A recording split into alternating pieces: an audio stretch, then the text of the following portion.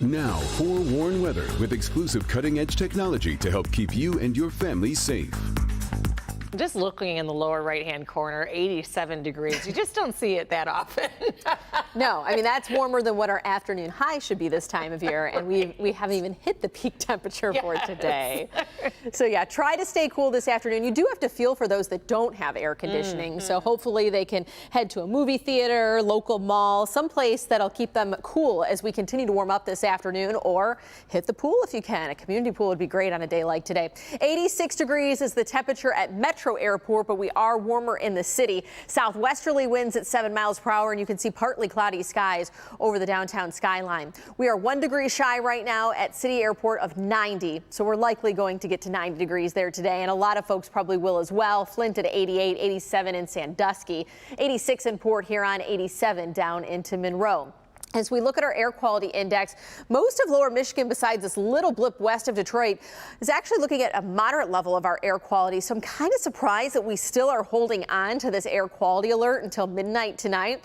Wouldn't be surprised if this ends up being lifted a little bit early, but nonetheless, we do have an air quality alert for St. Clair, Macomb, Oakland, Wayne, Washtenaw, and Monroe counties until midnight as of right now. And that's because of higher levels of ozone formation or pollutants in the air due to the hot and humid conditions that we have.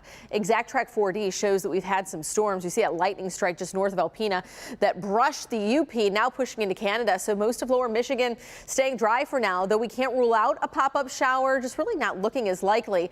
To our west today, we could see a few stronger storms. This is west of Lansing.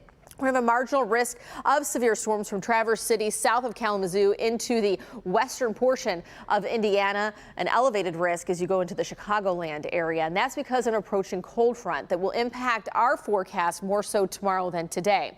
But I've stopped the clock at 4 p.m. That's where we have a couple of these little spotty, isolated showers, nothing severe. This would be a garden variety type shower that you see like in Florida in the afternoon, the peak heat of the day. It bubbles up and then fizzles out just as quickly as it came. So you might end up under one of those little showers, but it'd be very isolated where the rest of us stay dry.